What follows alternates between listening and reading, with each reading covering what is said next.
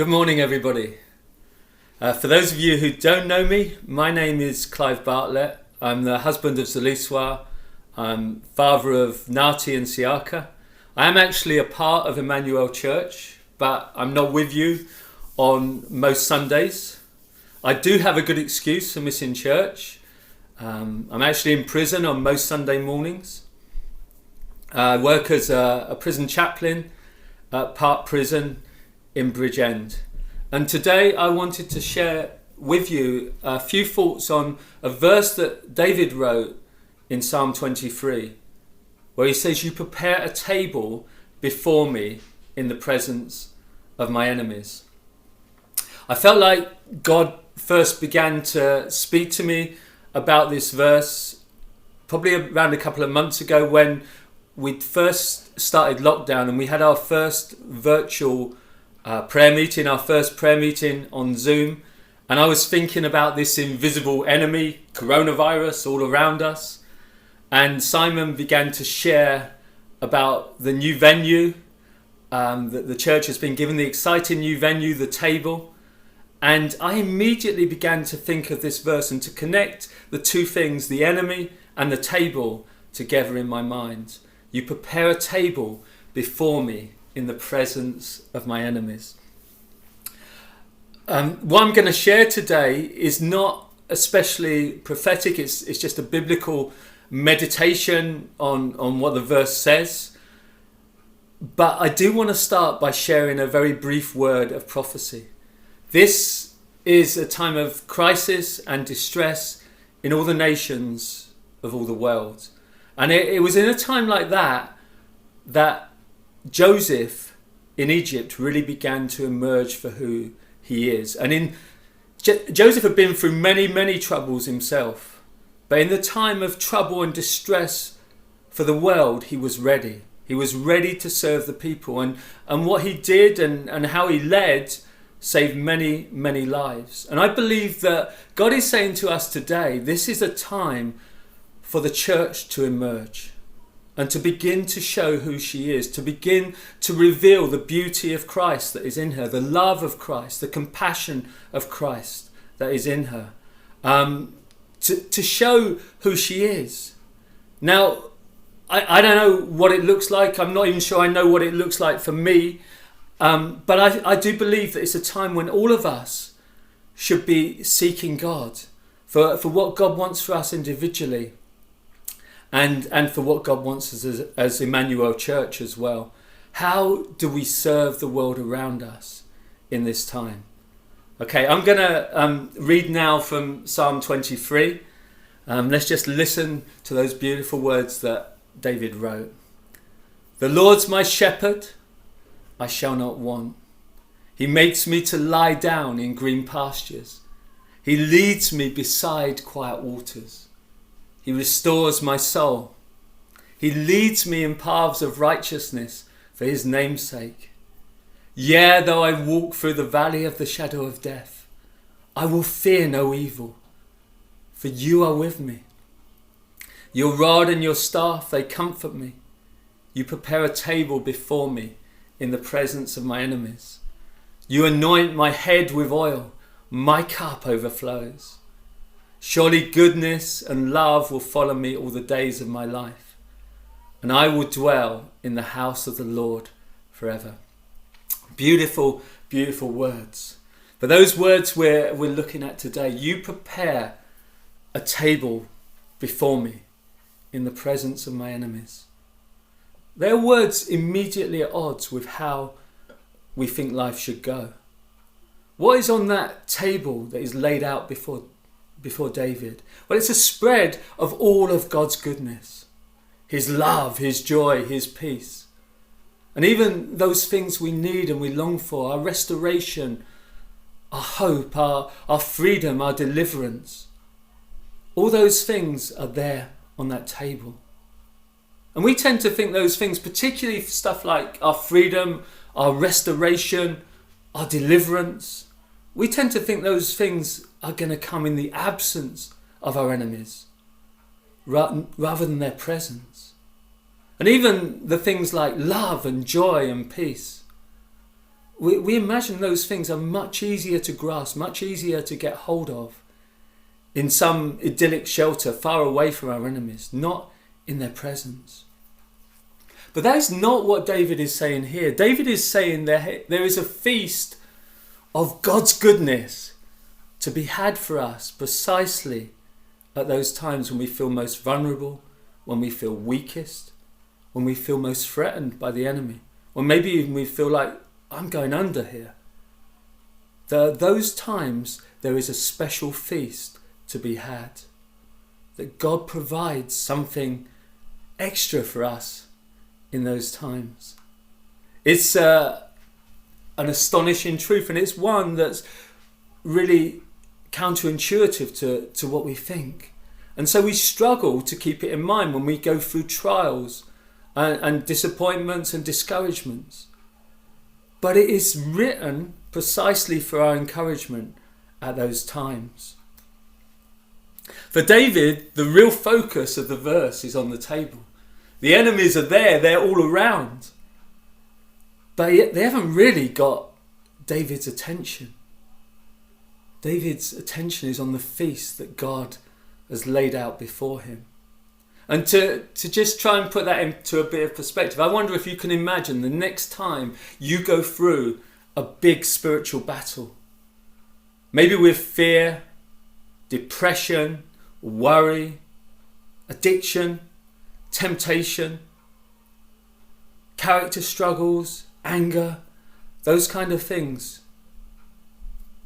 I wonder if you could imagine the next time you go through a battle like that rather than your mind being consumed with the threats of the enemy, your mind is on the goodness of God that you're finding spread before you in this time of difficulty. It's a very different way of thinking. But above all, it's a very biblical way of thinking. The whole feel of this verse is very relaxed and unhurried. David is invited to a meal, and the focus is on the table, the place of hospitality and warmth and generosity right at the heart of the home. He's invited to pull up a seat and sit down and make himself comfortable. This is not a takeaway, and it's not a meal to be eaten in haste in the midst of the battle. David is to make himself at home and enjoy the meal and savour it to the full. And like any special meal, above all, it is made special by those we're sharing the meal with. And he's to eat it in God's presence. God's presence is part of what it's about. He's at the table with David, and David is sharing with him. In a way, it's a jarring metaphor. The enemies are still there all around, just as determined as ever to drag David down. But here he is, enjoying a good meal and having fellowship, rich fellowship with God.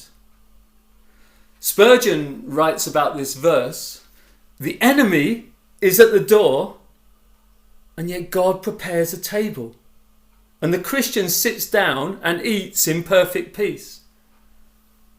And then Spurgeon says, oh, the peace that Jehovah gives to his people, even in the midst of the most trying circumstances.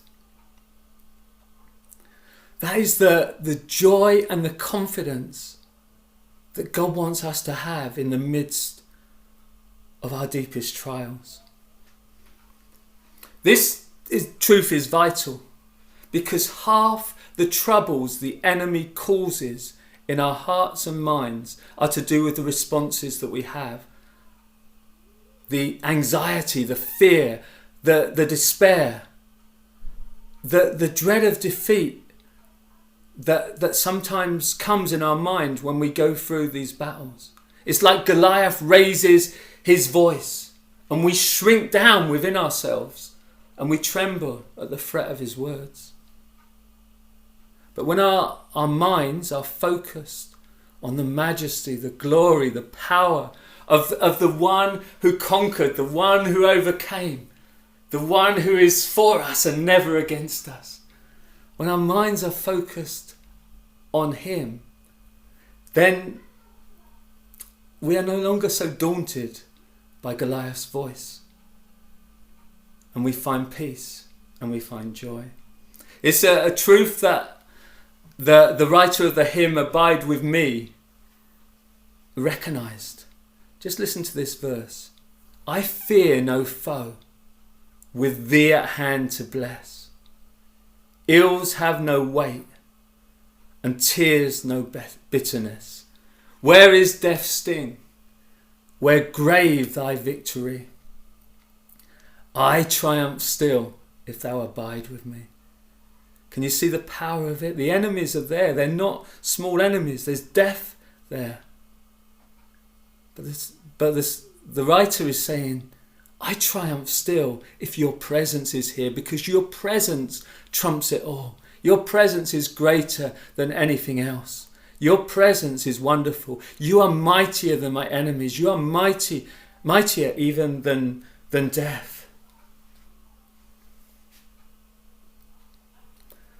Do you know those words that David wrote, you prepare a table before me in the presence of my enemies?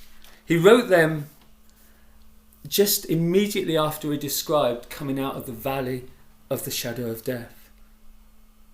It says this, yea, though I walk through the valley of the shadow of death, I will fear no evil, for you are with me, your rod and your staff, they comfort me. You prepare a table before me in the presence of my enemies. And in that last line, it's like David is describing what he has found in the valley of the shadow of death, what he has discovered there. Just think about it. It's such a dark and desolate description. It's a valley, it's a low place. No one chooses to walk there. You wouldn't want to go there of your own choice. But look what David discovered as he walked through that place full of darkness and threats and the threat of death even. In that place of shadows, he overcame fear. He found a new confidence. I will fear no evil. But how does he overcome fear in such a place? Well, look at what he writes. I will fear no evil because you are with me. David is describing the table that he has found before him in the midst of the valley of the shadow of death. Deliverance from fear, freedom from fear, and above all, God's wonderful presence. And of course, God's wonderful presence is what delivers him from fear. Because these enemies are bigger than us. They're mightier than us. But he is so much mightier than our enemies. That is David's confidence. He's describing the feast that he has found in the midst of the valley of the shadow of death. Do you know, Mark in his gospel writes an account of the disciples and Jesus going through a storm. This is what he says. On the same day when evening had come, he said, let us cross over to the other side. And a great windstorm arose, and the waves beat into the boat so that it was already filling. But he was in the stern, asleep on the pillow. And they awoke him and said, Teacher, do you not care that we are perishing? Then he arose and rebuked the wind and said to the sea, Peace, be still. And the wind ceased, and there was great calm. But he said to them, Why are you so fearful? How is it that you have no faith? And they feared exceedingly and said to one another, Who can this be, that even the wind and the waves obey? Do you know, at least 4 of these disciples were experienced fishermen. And they were probably not in the least worried when the storm started to rise and the waves mounted up and the wind got fierce. This was their field of expertise. Let Jesus sleep. We've got this sorted. But then the waves became stronger and the water was coming into the boat and they felt like they were about to go under. And they said, Teacher, do you not care that we're perishing? And he awoke and he spoke to the storm. Peace, be still. and the wind and the waves died down immediately. And you know what? The disciples were still terrified. They were even more terrified now, but for a different reason. Because they were suddenly in awe of this man that they thought that they had known so well. Jesus was their close friend. He was their rabbi, their teacher. This story comes pretty early in the book of Mark, but it's probably likely at this time that they've been hanging around with him at least a few months, spending their lives together, day and night. And they knew Jesus. They got to know him well. He was their close friend. And they knew that he was from God as well. They knew that he was special. They'd seen him do miracles. But now they saw something they'd never imagined, something absolutely incredible. Here was a man who spoke to the storm, and it stopped. It just ceased. And suddenly their eyes are beginning to be opened. They're beginning to see more of who this is. And that's the words they use. Who is this? They thought they knew him, and now they're saying, who is this? They're beginning to see the one who on the first page of Genesis spoke creation into being and said, let there be light, and there was light. That is the power of his voice. And they're in awe, and they're absolutely terrified of who this is. They're beginning to realize they're in God's presence. And from that moment on, these disciples carried with them more of an awareness of who Jesus was. It was a process of discovery. They had to discover more, but that's where it was. When we think of finding more of Jesus in the midst of the storm, it can also remind us of a table that Jesus sets before us in the New Testament, where Jesus, in order to keep fresh in our minds the cross and the power of all that it means, sets before us a table, and he invites us to a meal. In fact, he invites us to keep coming back for a meal. Of course, it's communion. And that speaks of the sacrifice of Christ, of all that he has given for us. It speaks of his great love, and it speaks of all these things we've talked about, his peace, his joy, everything. Nothing is kept back on that table. As Paul said, if God gave us his only son, how should he not freely give us all things? That is a feast set before us. That is ultimately the table that David's verse is pointing to, the table that is set before us. We eat it, we feast at that table in this world, with our enemies never that far from us. All those things like doubts, despair, depression, death, those things are never so far from us in this world. But we feast on God's goodness, and we see something greater than all those enemies that are around us in this world. These are a few thoughts on what David's words mean. And they're meant to encourage us. They're particularly meant to encourage us when we go through times of trial and disappointment and brokenness. We may feel that is us now in those times, feeling threatened by the enemy, feeling vulnerable, feeling very weak, maybe even feeling like we're about to go under, feeling pain. And the pain of those times is real. And this is in no way to minimize it. But as well as feeling the pain, we can be confident that there is a table set before us in those times. He prepares a table before us in the presence of our enemies. And it's a table full of his glory and power and love and goodness. Thank you, everybody.